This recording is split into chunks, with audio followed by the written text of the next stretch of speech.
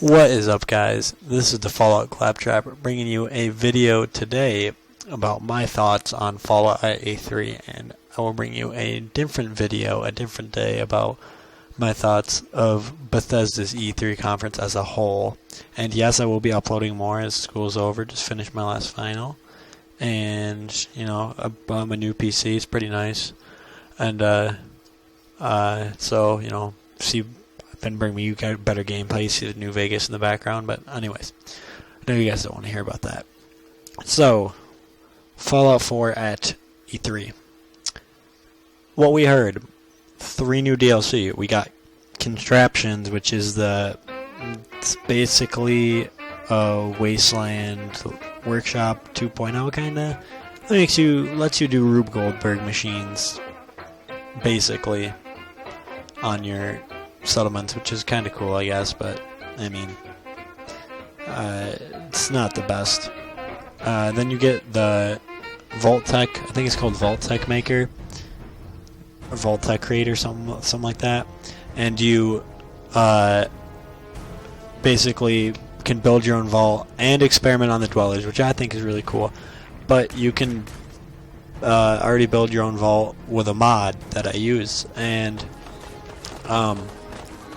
you might say, hey, but console players don't have mods. But now that console players do have mods, and I do have Fallout 4 on the Xbox One, and yes, the Vault mod is one of the top mods on Xbox One right now, and soon probably to be on PS4 too when console mods come to PS4.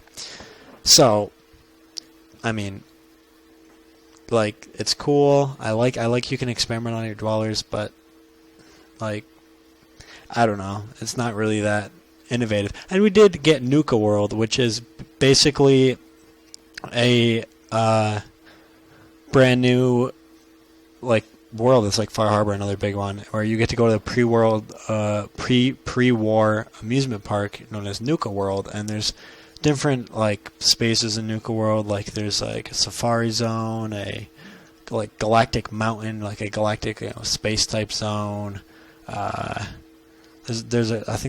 There's a couple more, if I'm not mistaken. But so I mean, and the big thing here is you get to play as raiders, which I think is awesome because, I've always wanted to play and talk to raiders and not just freaking slaughter them. But I think it's really cool that you get to be the bad guy now. And I'll have a different discussion on Nuka World as a whole later. This is just about E3 today. So, yes, I am excited for that. And, yes, it seems fun. But my biggest grievance here... Excuse me. My biggest grievance here is in an interview after E3, Todd Howard stated, Nuka World will be our final Fallout 4 DLC. Now, with an interview with Pete Hines, who is, if you're not sure, he's the public relations head for Bethesda, who runs all the Twitter accounts, whatnot. He said it may not be their final DLC, but he only said that because he did not want to speak on Todd's behalf, or so he said. Anyways, so hopefully it's not, but it might be Fallout 4's last DLC, which in its own right, I mean, look at Fallout 3. You get 5 good, semi-large, story-driven DLCs with The Pit, Operation Anchorage, Broken Steel, even though that I don't really consider that. That just extended the main story, but still. Broken Steel, Point Lookout, which is my all-time favorite DLC out of anything in the world, any game, and Mothership Zeta. And they were shorter than your Far Harbors, but they were better than your Wasteland Workshops, is what I'm saying. We got 5 of those, and they were cheap, $10 a piece. And now Fallout 4, we get Wasteland Workshop. Automatron was actually, I really enjoyed it. It wasn't long enough though. Far Harbor I loved, really enjoyed it. I mean, it had some technical issues, but everything else I really liked about it. And then we're getting Contraptions, kind of cool, I guess. The Vault-Tec Creator, kind of cool, I guess. And Nuka World, which I think I will really enjoy if it pans out to be what I think it's going to be. But my point here is, this isn't enough DLC, nearly. And another thing is, they're now 0 for 3 counting New Vegas, even though that was Obsidian, with using this Memory Den type DLC. I needed a Memory Den DLC. They failed again. They could have done something so cool with all the pre-war assets they had and the Memory Den. They could have tied in a perfect DLC where you revisit pre-war memories. It would have been so cool. And they're 0 for 3 now because Tranquility Lane, I mean, I know you do the one quest in Fallout 3, but they could have expanded that way better. The Boomer flight training pods in New Vegas did not do it. That could have been awesome, but they didn't do it right. I mean, they didn't do it at all. Those could have been an awesome DLC.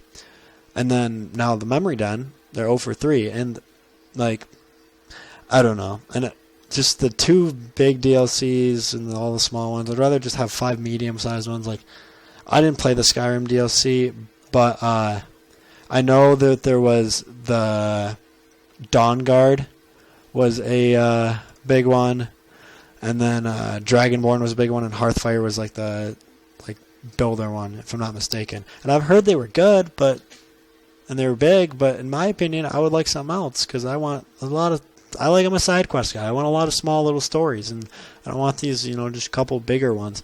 If you look at Fallout 3, you got all the different ones. If you look at New Vegas, even though it's not, it's Obsidian, you got 4. You got your Dead Money, Old World Blues, Honest Hearts, and Lonesome Road. Which, I mean, I wasn't as big a fan as the New Vegas ones as it was for Fallout 3, but still. And then they're taking more of an Elder Scrolls approach, I guess you could say, to this one, which, whatever. I mean, Oblivion, it's like the Shivering Isles was a great DLC, but it's one DLC. I'd like to have some smaller ones that are great.